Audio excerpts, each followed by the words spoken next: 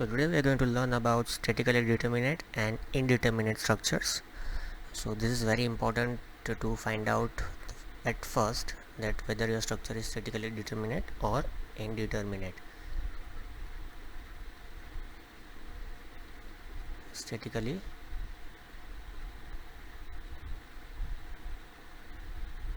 determinate structure. So how do we define that whether a structure is statically determinate or indeterminate?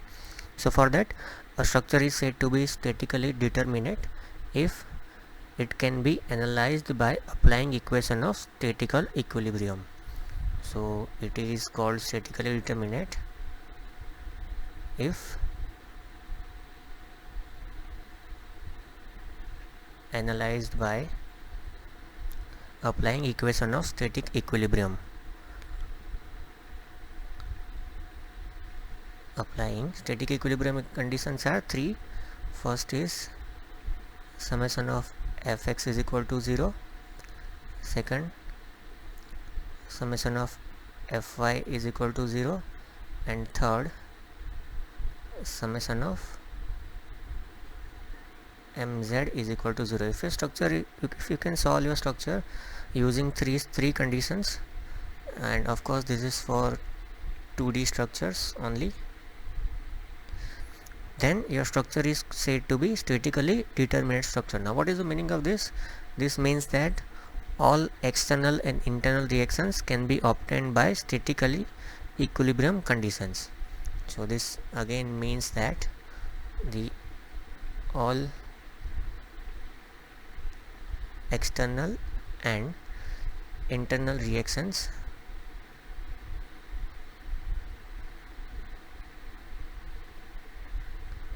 can be obtained by using these three equilibrium condition. This is also called static equilibrium condition. Now let us say if R is the total number of external support reactions. So let us say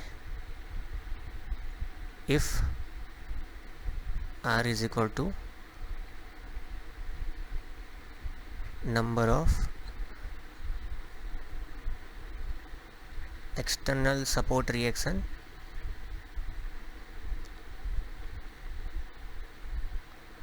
and E, let us consider E as the total number of available equilibrium conditions. So this is E is equal to number of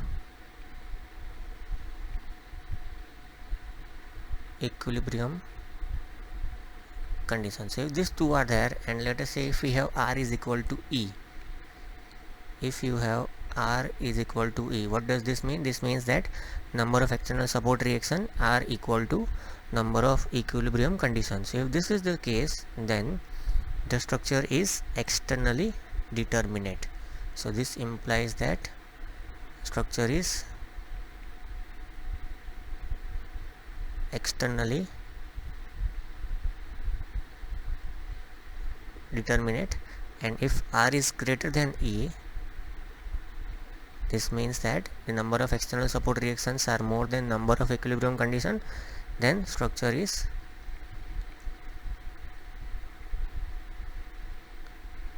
externally indeterminate.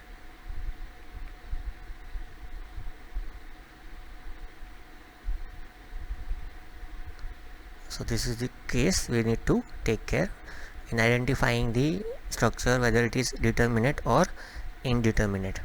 Now in case of indeterminate structures, extra equation in terms of deflection, slope and rotation are used to analyze the structure, and these equations are called compatibility equations. Generally these compatibility equations are the function of properties of metal and cross sections, and therefore in indeterminate structures, support reactions and internal reactions depend upon the properties of metal and cross section. So this is a separate discussion that we will discuss in the future session, but just for information that if we are solving the indeterminate structures, for that we need to develop certain compatibility equations, and this functions these are the functions of the properties of metal and cross section area. So depending on that, these values will be different. So this is regarding the statically determinate and indeterminate structures. Next we'll see some of the points regarding the stability of 2D structures, that what are the points which are there we should take care for the considering the stability of 2D structures.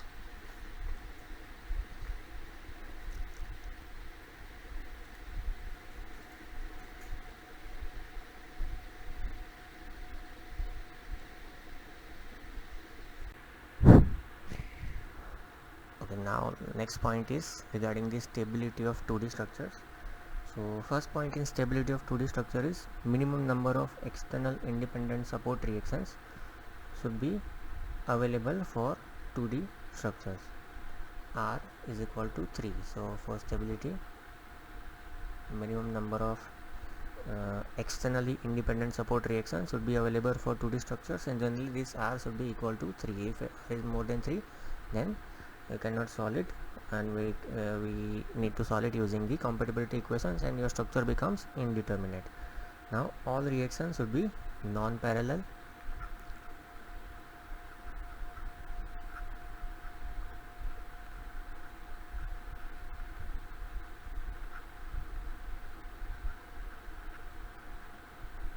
This is the second point for stability of 2D structures.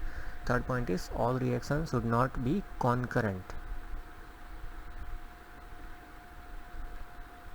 All reaction should not be concurrent. Concurrent means all the reactions should not meet at one point, right? Otherwise the structure will become unstable. Then next point is reactions should be non-trivial.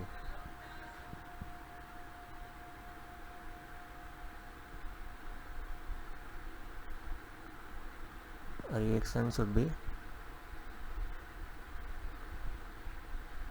non-trivial. And last point in the stability of the 2D structure is there should be no condition of mechanism, that means no 3 collinear hinges. No 3 collinear hinges are allowed for the stability of a 2D structure. Right, so these are the 5 points you need to take care while considering the stability of a 2D structure. Now we'll see the procedure, that how do we analyze and calculate these 2D beams and calculate the shear force and bending moment. So procedure of analysis.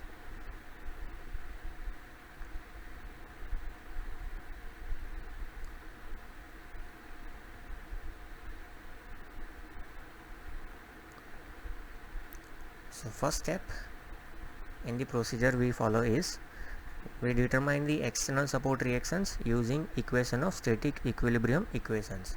So determine external support reaction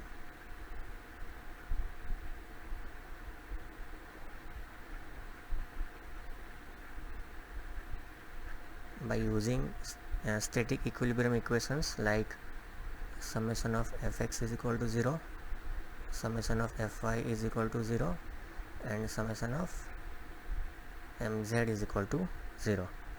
For indeterminate structures, additional compatibility conditions are used. Then second point, find internal reaction at a section by considering free body equilibrium of either left portion to that section or right portion.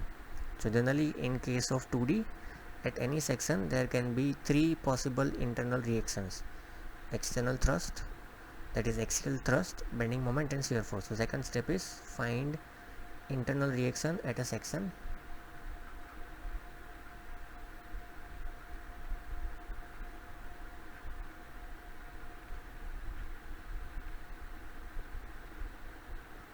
Any section that you can take by considering free body equilibrium of either left portion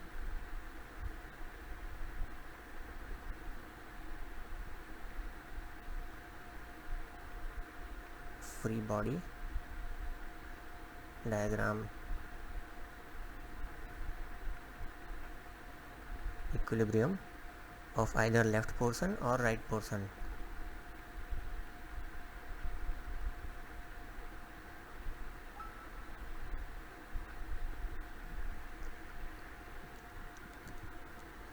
Then third point is we are going to plot variation of internal reaction from one end to the other end.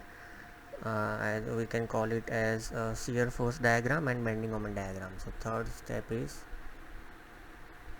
plot shear force diagram and bending moment diagrams.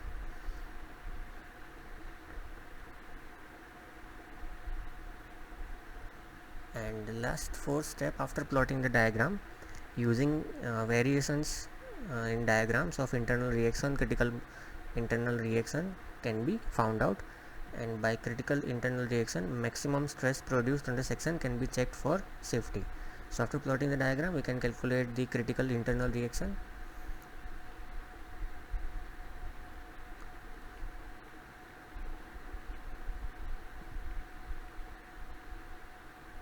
And for this critical internal reactions, we can calculate the maximum stress for the safety check. So this is the procedure of analyzing simple beam and calculating the shear force and bending moments and plotting the shear force and bending moment diagrams. So next we will see a small numerical of how do we find out these reactions, and after that we will see the derivation of a shear force. What is the meaning of a shear force? We'll see the sign convention, and we'll see how we can calculate the bending moment in the next session.